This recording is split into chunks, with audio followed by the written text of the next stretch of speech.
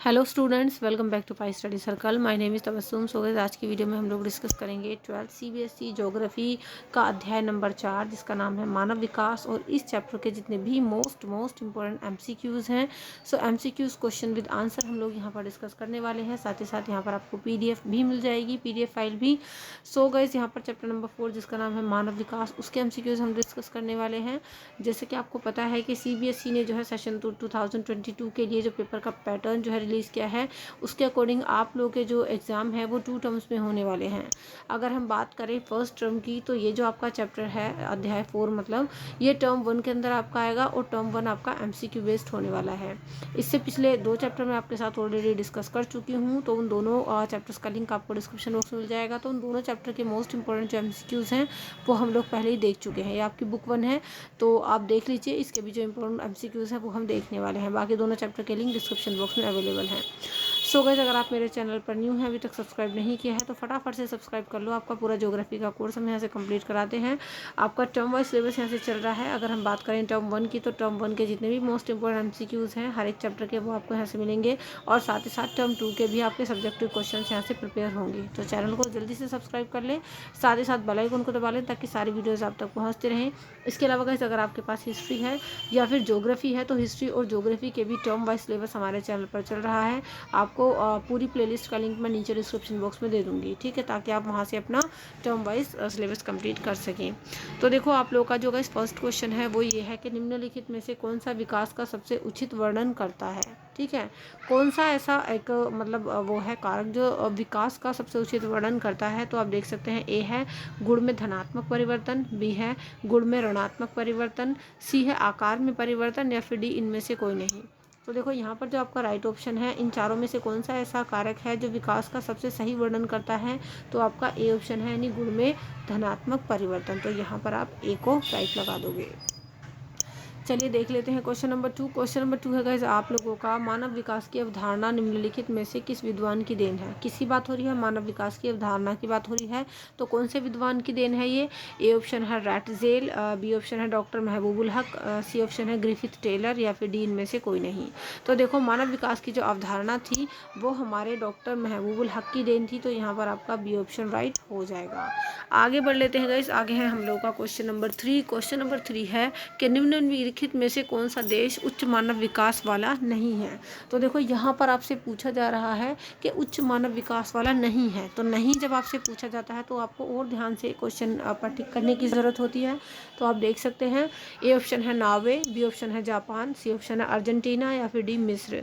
तो कौन सा ऐसा देश है जो उच्च मानव विकास वाला नहीं है? तो यहाँ पर आपका जो राइट ऑप्शन है वो है डी, यानी मिस्र। तो मिस्र पर आप लोग यहाँ पर राइट लगा देंगे। मिस्र जो हमारा देश है वो उच्च मानव विकास वाला देश नहीं है। क्वेश्चन नंबर 4 अभी हम लोग देख लेते हैं। टोटल 30 इंपॉर्टेंट MCQs हम यहाँ पर डिस्कस करने वाले हैं। बाकी मैं बात करूँ PDF की, सो गाइज आपको जितने भी ये हम लोग के चैप्टर्स चल रहे हैं, इन सभी की जो PDF फाइल है, PDF फाइल आपको हमारे टेलीग्राम चैनल पर मिल जाएगी। टेलीग्राम का लिंक आपको नीचे डिस्क्रिप्शन बॉक्स में मिल जाएगा, तो वहाँ से आप PDF डाउनलोड कर सकते हो।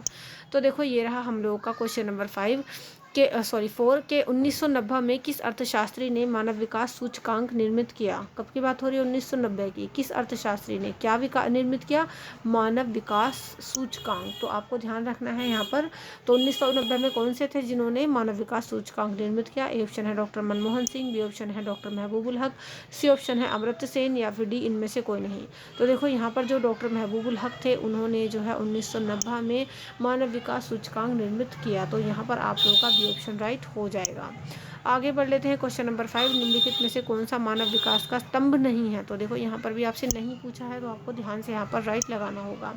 तो मानव विकास का स्तंभ कौन सा नहीं है? ए ऑप्शन है समता, बी ऑप्शन है सतत पोषणीयता, सी ऑप्शन है उत्पादकता, या फिर डी भेदभाव। तो देखो, मानव विकास का जो स्तंभ है वो भेदभाव नहीं है, मतलब भेदभाव नहीं है। तो यहाँ पर आपका डी ऑप्शन राइट हो जाएगा। ठीक है, मानव विकास का भेदभाव जो है स्तंभ नहीं है। क्वेश्चन नंबर 6 है गाइज आप लोगों का, निम्नलिखित में से कौन सा सशक्तिकरण का सही अर्थ है। तो सशक्तिकरण का सही अर्थ डेफिनेशन आपको बतानी है। ए ऑप्शन है शारीरिक रूप से बलवान, बी ऑप्शन है अपने विकल्प चुनने के लिए शक्ति प्राप्त करना, सी ऑप्शन है सामाजिक और आर्थिक दृष्टि से पिछड़े हुए समूहों का सशक्तिकरण करना, या फिर डी ऑप्शन बी और सी। बी और सी का मतलब यहाँ पर फिर आपके दो ऑप्शन यहाँ पर देखे जाएंगे। तो देखो इनमें से जो सशक्तिकरण का जो सही अर्थ है, सही डेफिनेशन है, वो यहाँ पर बी और सी ही है, यानी आपका डी ऑप्शन राइट पड़ जाएगा। इस हिसाब से डी ऑप्शन के अकॉर्डिंग हम लोग का बी और सही पर यहाँ पर पूछा जा रहा है। तो बी है अपने विकल्प चुनने के लिए शक्ति प्राप्त करना, और सी है सामाजिक और आर्थिक दृष्टि से पिछड़े हुए समूहों का सशक्तिकरण करना। तो दोनों ऑप्शन सही हैं, और दोनों ऑप्शन के अकॉर्डिंग अगर हम लोग देखें तो आपका डी ऑप्शन यहाँ पर राइट बैठता है। आगे बढ़ लेते हैं गाइस। आगे जो है आप लोगों का क्वेश्चन नंबर 7 है। तो क्वेश्चन नंबर 7 जो है वो है कि मानव विकास सूचकांक निम्नलिखित में से किन प्रमुख क्षेत्रों में निष्पादन के आधार पर देशों का जो है क्रम आधार तैयार करता है। तो आप देख सकते हैं ए ऑप्शन है स्वास्थ्य, बी ऑप्शन है शिक्षा, सी ऑप्शन है संसाधनों तक पहुंच, और डी ऑप्शन है उपरोक्त सभी। तो देखो मानव विकास जो सूचकांक है वो किन प्रमुख क्षेत्रों में निष्पादन के आधार पर देशों का क्रम आधार तैयार करता है, वो है आपका बी ऑप्शन उपरोक्त सभी। तो यहाँ पर आप डी पर राइट लगा दोगे। क्वेश्चन नंबर 8 है गाइस आप लोगों का, मानव विकास सूचकांक में विभिन्न देशों का क्रम निम्नलिखित में से किस स्कोर पर आधारित होता है। तो ए ऑप्शन है 5 से 10 के बीच, बी ऑप्शन है 10 से 20 के बीच, सी ऑप्शन है 100 से 200 के बीच, या फिर डी ऑप्शन है 0 से 1 के बीच। तो मानव विकास सूचकांक जो है विभिन्न देशों का क्रम किस स्कोर पर आधारित करता है, वो कौन सा स्कोर है, वो स्कोर है आपका 0 से 1 के बीच, यानी डी ऑप्शन आपका यहाँ पर राइट हो जाएगा। 0 से 1 से बीच आप जो है याद रखोगे। आगे बढ़ लेते हैं गाइस। क्वेश्चन नंबर 9 है आप लोगों का, स्वास्थ्य का मूल्यांकन करने के लिए चुना गया सूचक निम्नलिखित में से कौन सा सही है। तो स्वास्थ्य का मूल्यांकन करने के लिए आपसे पूछा है, ए है ऑप्शन है अधिक आयु, बी ऑप्शन है जन्म के समय जीवन प्रत्याशा, सी है कम मृत्यु दर, या फिर डी इनमें से कोई नहीं। तो देखो स्वास्थ्य का मूल्यांकन करने के लिए चुना गया सूचक जो है वो निम्नलिखित में से कौन सा है, वो है बी, यानी जन्म के समय जीवन प्रत्याशा। तो यहाँ पर आप बी ऑप्शन पर राइट लगा दोगे। आगे बढ़ लेते हैं गाइस। आपका नेक्स्ट क्वेश्चन है क्वेश्चन नंबर 10, मानव विकास उपागमों में निम्नलिखित में से कौन सा उपागम नहीं है। नहीं है पूछा है, ध्यान से आपको राइट लगाना है, ऐसे उल्टा सीधा मत लगा देना। ए ऑप्शन है आय उपागम, बी ऑप्शन है क्षमता उपागम, सी ऑप्शन है कल्याण उपागम, या फिर डी ऑप्शन है व्यय उपागम। तो देखो यहाँ पर विकास उपागमों में निम्नलिखित में से कौन सा उपागम नहीं है, तो वह है आपका डी, यानी व्यय उपागम। तो डी ऑप्शन पर आप यहाँ पर राइट लगा दोगे। चलिए आगे बढ़ने से पहले वीडियो को लाइक कर दीजिए जल्दी से फटाफट से, अगर अभी तक नहीं कर किया है शेयर कर दीजिए अपने सभी फ्रेंड्स के साथ जो भी 12th क्लास में पढ़ते हैं और ये सब्जेक्ट जिनके पास है। बाकी चैनल को सब्सक्राइब कर लें अगर अभी तक नहीं किया है। आपका टर्म 1 और टर्म 2 दोनों की बेहतर और अच्छी तैयारी यहाँ से करवाई जाएगी। आगे बढ़ लेते हैं गाइस, और साथ ही साथ आपका हिस्ट्री और पॉलिटिकल साइंस का जो आपका सिलेबस है पूरी प्लेलिस्ट का लिंक मैं आपको डिस्क्रिप्शन बॉक्स में दे दूँगी। 11 नंबर का क्वेश्चन जो है वो है आय उपागमों के संदर्भ में निम्नलिखित में से कौन सा कथन सही नहीं है।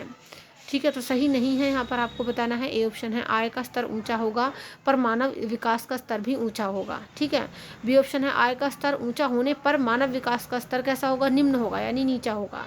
सी ऑप्शन है ए तथा बी दोनों सही हैं, या फिर डी ऑप्शन है कि इनमें से कोई सा भी ठीक नहीं है। तो देखो यहाँ जो आय उपागमों के संदर्भ में कौन सा कथन सही नहीं है, कौन सा सही नहीं है ये पूछा है, तो गलत कौन सा है मतलब इनमें से, वो है बी, यानी आय का स्तर ऊंचा होने पर मानव विकास का जो स्तर है ना वो निम्न होगा। भाई निम्न क्यों होगा, जब आय का स्तर ऊंचा होगा तो वो भी ऊंचा ही होगा ना, है ना। तो यहाँ पर आपका बी ऑप्शन ये ठीक है, मतलब अकॉर्डिंग टू द क्वेश्चन ये आपका नहीं होगा। क्वेश्चन नंबर 12 है, मानव विकास प्रतिवेदन 2016 में कब की बात हो रही है, 2016 की बात हो रही है कि मानव विकास प्रतिवेदन 2016 में भारत का स्थान क्या था। तो यहाँ पर आपको भारत का स्थान 2016 के अकॉर्डिंग बताना है। तो देखो फर्स्ट ऑप्शन जो हम लोगों का है गाइस वो है 120वां। ठीक है, 2016 में भारत का स्थान पूछा है मानव विकास प्रतिवेदन में। तो ए ऑप्शन है 120वां, बी ऑप्शन है 122वां, सी ऑप्शन है 131वां, या फिर डी ऑप्शन है 124वां।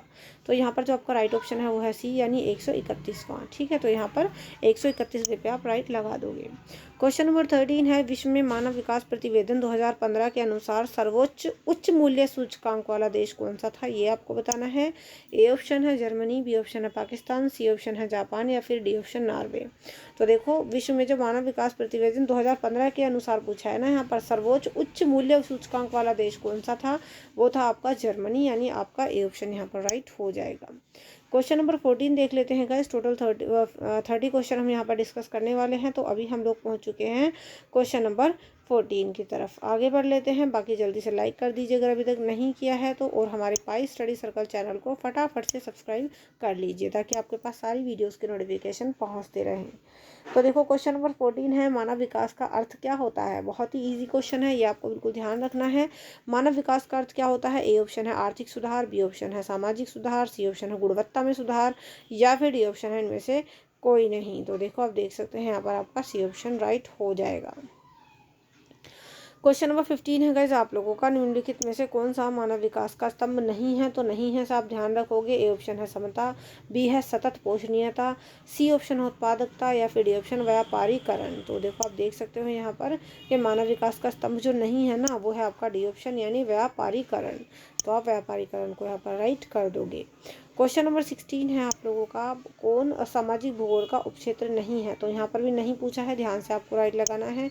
ए ऑप्शन है लिंग भूगोल, बी ऑप्शन है सांस्कृतिक भूगोल, सी ऑप्शन है सैन्य भूगोल, या फिर डी ऑप्शन चिकित्सा भूगोल। तो देखो यहाँ पर आपसे पूछा है कि सामाजिक भूगोल का उपक्षेत्र जो नहीं है वो है आपका डी ऑप्शन यानी चिकित्सा भूगोल। तो डी पर आप राइट लगा दोगे। क्वेश्चन नंबर 17 है गाइज आप लोगों का कि मानव भूगोल का जनक किसे कहा जाता है। काफ़ी इंपॉर्टेंट क्वेश्चन है, आपको ध्यान से इसको याद रखना है। तो मानव भूगोल का जनक किसे कहा जाता है। ए ऑप्शन है स्ट्राबो, बी ऑप्शन है टॉलमी, सी ऑप्शन है हैकेल, या फिर रैटजेल। तो आप देख सकते हो मानव भूगोल का जो जनक है वो है रैटजेल यानी डी ऑप्शन आपका राइट हो जाएगा। आगे बढ़ लेते हैं। क्वेश्चन नंबर 18 है गाइज आप लोगों का, मानव भूगोल क्रियाशील मानव और अस्थायी पृथ्वी के परिवर्तनशील संबंधों का अध्ययन है। तो ये बात किसने कही। ये एक डेफिनेशन है जो आपको ध्यान रखनी है। डेफिनेशन क्या है कि मानव भूगोल क्रियाशील मानव और अस्थायी पृथ्वी के जो परिवर्तनशील संबंध होते हैं ना, उनका अध्ययन करता है। तो ये बात किसने कही थी। ए ऑप्शन है रीटर ने, बी ऑप्शन है रैटजेल ने, सी ऑप्शन है कुमारी सैंपल ने, या फिर डी ऑप्शन है टेलर ने। तो देखो ये बात कही थी कुमारी सैंपल ने। तो आप इसको ध्यान रखोगे, यहाँ पर आपका सी ऑप्शन राइट हो जाएगा। क्वेश्चन नंबर 19 की ओर बढ़ लेते हैं। निम्नलिखित में से कौन विद्वान मानव भूगोल से संबंधित नहीं है। तो जो संबंध नहीं रखता, किससे नहीं रखता, मानव भूगोल से, ठीक है, वो आपको ध्यान रखना है। ए ऑप्शन है सैंपल, बी ऑप्शन है रैटजेल, सी ऑप्शन है बटेंड रसेल, या फिर डी ऑप्शन है हटिंगटन। तो देखो यहाँ पर आपका जो राइट ऑप्शन है, अगर हम बात करें मानव भूगोल से संबंध रखने की, तो जो हमारे सैंपल हैं वो भी संबंध रखते हैं, जो हटिंगटन है वो भी, जो रैटजेल है वो भी, लेकिन केवल जो रसेल हैं, बटेंड रसेल, वो ही मानव भूगोल से संबंध नहीं रखते। तो यहाँ पर आपका सी ऑप्शन राइट हो जाएगा। गाइस अगर आपको इंग्लिश की बेहतरीन तैयारी करनी है तो उसके लिए आप मेरे दूसरे चैनल को विजिट कर सकते हो जिसका नाम है लेट्स यानी लर्न इंग्लिश बाय तबस्सुम। इस चैनल का लिंक मैं आपको डिस्क्रिप्शन बॉक्स में दे दूँगी, वहाँ पर से आप लोग अपना टर्म वाइज पूरा सिलेबस कंप्लीट कर सकते हो इंग्लिश का। तो मोस्ट इंपॉर्टेंट MCQs भी वहाँ पर चल रहे हैं आप लोगों के। तो लर्न इंग्लिश का लिंक डिस्क्रिप्शन बॉक्स में अवेलेबल है, एक बार ज़रूर देखिएगा और वहाँ से आप जो है अपनी बेहतर तैयारी कर सकते हैं, फर्स्ट और सेकंड टर्म दोनों की ही। तो गाइस यहाँ पर मैं देख लेती हूँ अभी क्वेश्चन नंबर 20। जो क्वेश्चन नंबर 20 है वो है संभववाद। ये जो संभववाद अवधारणा है इसमें किस घटक को महत्वपूर्ण माना गया है, तो ये आपको बताना है। आपका ए ऑप्शन है प्राकृतिक घटक, बी ऑप्शन है मानवीय घटक, सी ऑप्शन है दोनों ए और बी ठीक है, या फिर डी इनमें से कोई नहीं। तो देखो संभववाद जो है ये जो अवधारणा है कौन से घटक को महत्वपूर्ण मानती है, वो मानती है सी यानी ए और बी दोनों को। और ए और बी कौन है, प्राकृतिक और मानवीय घटक। तो प्राकृतिक घटक को भी और मानवीय घटक को भी जो हमारा संभववाद है वो दोनों ही चीज़ों को महत्वपूर्ण मानता है, ठीक है। आगे बढ़ लेते हैं गाइस। क्वेश्चन नंबर 21 है नवनिश्चयवाद से संबंधित कौन है, किसकी बात हो रही है, नवनिश्चयवाद की। ए ऑप्शन है आपका ब्लाश, बी ऑप्शन है रैटजेल, सी ऑप्शन है हम्बोल्ट, या फिर डी ऑप्शन टेलर। तो देखो नवनिश्चयवाद जो है वो डी ऑप्शन यानी टेलर से संबंधित है। आगे बढ़ लेते हैं क्वेश्चन नंबर 22 की तरफ। 22 क्वेश्चन जो है वो कह रहा है कि निम्नलिखित में से कौन सा एक भौगोलिक सूचना का स्रोत नहीं है आपसे पूछा है, ध्यान से आपको राइट लगाना है। ए ऑप्शन है यात्रियों के विवरण, बी ऑप्शन है प्राचीन मानचित्र, सी ऑप्शन है चंद्रमा से चट्टानी पदार्थों के नमूने, या फिर डी ऑप्शन है प्राचीन महाकाव्य। तो देखो इनमें से जो आपका भौगोलिक सूचना का स्रोत नहीं है वो है प्राचीन महाकाव्य, क्योंकि प्राचीन महाकाव्य जो है इनसे संबंध नहीं रखता। यात्रियों के विवरण, प्राचीन मानचित्र और चंद्रमा से चट्टानों के पदार्थों के नमूने जो हैं ये तो संबंध रखते हैं, लेकिन एक प्राचीन महाकाव्य है जो संबंध नहीं रखता। तो डी ऑप्शन आपका राइट हो जाएगा। क्वेश्चन नंबर 23 है गाइस आप लोग का कि निम्नलिखित कथनों में से कौन सा एक भूगोल का वर्णन नहीं करता। तो भूगोल का वर्णन यानी डिस्क्राइब भूगोल को कौन नहीं करता, आप देख सकते हैं। ए ऑप्शन है समाकलनात्मक अनुशासन, बी ऑप्शन है मानव और पर्यावरण के बीच अंतर संबंधों का अध्ययन, सी ऑप्शन है द्वैधता पर आश्रित, या फिर डी ऑप्शन है प्रौद्योगिकी के विकास के फलस्वरूप समय में प्रासंगिक नहीं। तो आप देख सकते हो कौन सा ऐसा कथन है जो भूगोल का वर्णन नहीं करता, तो वो है गाइस आपका ए ऑप्शन यानी समाकलनात्मक अनुशासन। सो समाकलनात्मक अनुशासन जो है आपका वो भूगोल का वर्णन नहीं करता। आगे बढ़ लेते हैं क्वेश्चन नंबर 24। प्रकृति और मानव के बीच पारस्परिक क्रिया का सबसे महत्वपूर्ण कारक कौन है। तो यहाँ पर आपको बताना है किसके बीच पूछ रहा है, प्रकृति और मानव के बीच। तो देखो ए ऑप्शन है बुद्धिमत्ता, बी ऑप्शन है तकनीक, सी ऑप्शन है समझबूझ, या फिर डी ऑप्शन है भाईचारा। तो देखो प्रकृति और मानव के बीच जो पारस्परिक क्रिया का सबसे महत्वपूर्ण कारक है वो है आपका बी ऑप्शन यानी तकनीक। तकनीक ही ऐसा कारक है जो प्रकृति और मानव के बीच जो है महत्वपूर्ण कारक की भूमिका निभाता है। आगे बढ़ लेते हैं गाइस क्वेश्चन नंबर 25। निम्नलिखित में से कौन मानव की मूल आवश्यकता से संबंधित नहीं है। तो जो मानव की मूल आवश्यकता से संबंधित नहीं है वो आप बताओगे। ए ऑप्शन है परिवहन, बी ऑप्शन है कृषि, सी ऑप्शन है गृह निर्माण, या फिर डी ऑप्शन है आपका वस्त्र। तो देखो जो इंसान की मूल ज़रूरत होती है ना, मूल आवश्यकता, उसमें आपका जो है कृषि, गृह निर्माण और वस्त्र, ये तीनों ही चीज़ मूल आवश्यकता की कैटेगरी में आती हैं। लेकिन बात करें परिवहन की, तो परिवहन ज़रूरी तो है लेकिन मूल आवश्यकता की कैटेगरी में वो नहीं आता। तो यहाँ पर आपका ए ऑप्शन राइट हो जाएगा कि ये मतलब मानव की मूल आवश्यकता से संबंध नहीं रखता। क्वेश्चन नंबर 26 की ओर बढ़ लेते हैं। क्वेश्चन नंबर 26 है अंतर्राष्ट्रीय श्रम संगठन जिसको कहा जाता है ILO तो द्वारा कौन सा उपागम प्रस्तावित किया गया है। तो जो हमारा अंतर्राष्ट्रीय श्रम संगठन है ILO मतलब इसके द्वारा बताओ कौन सा उपागम प्रस्तावित किया गया। पहला है आय उपागम, बी है कल्याण उपागम, सी है आधारभूत आवश्यकता उपागम, या फिर डी इनमें से कोई नहीं। तो यहाँ पर जो है ILO ने जो उपागम प्रस्तावित किया वो है आपका सी यानी आधारभूत आवश्यकता उपागम। तो आप सी पर यहाँ राइट लगा दोगे। आगे बढ़ लेते हैं गाइस क्वेश्चन नंबर 27। निम्नलिखित में से मानव विकास का मापन के लिए क्रम कौन तैयार करता है। तो आपको बताना है तो कौन है ऐसा कि मानव विकास का मापन के लिए क्रम तैयार करता है। ए ऑप्शन है HDI, बी ऑप्शन है PDI, सी ऑप्शन है MTI, या इनमें से कौन नहीं। आपको ध्यान रखना है कि जो HDI जो होता है वो मानव विकास का मापन के लिए क्रम तैयार करता है। तो आप इसको याद रखोगे। क्वेश्चन नंबर 28 देख लेते हैं। निम्नलिखित में से कौन सा वह देश है जिसने एक सकल राष्ट्रीय प्रसन्नता को देश की प्रगति का आधिकारिक माप घोषित किया। तो आप देख सकते हैं ए ऑप्शन है आप लोगों का भारत, बी ऑप्शन है भूटान, सी ऑप्शन है नेपाल, या फिर डी ऑप्शन चीन। तो वो कौन सा देश है जिसने सकल राष्ट्रीय प्रसन्नता को देश की प्रगति का आधिकारिक माप घोषित किया। तो वो है आपका बी यानी भूटान। भूटान ने कहा कि देश की प्रगति का जो आधिकारिक माप होता है ना वो सकल राष्ट्रीय प्रसन्नता होती है। तो यहाँ पर आपका बी ऑप्शन राइट है। चलिए क्वेश्चन नंबर 29 अभी हम लोग देखेंगे। मानव विकास के निम्न स्तर वाले देश से गुजर रहे हैं। तो मानव विकास के निम्न स्तर वाले देश किस चीज़ से गुजर रहे हैं बताओ। ए ऑप्शन है राजनीतिक उपद्रव, बी ऑप्शन है गृह युद्ध, सी ऑप्शन है ए और बी दोनों का मतलब कि राजनीतिक उपद्रव भी और गृह युद्ध भी, और डी ऑप्शन है इनमें से कोई नहीं।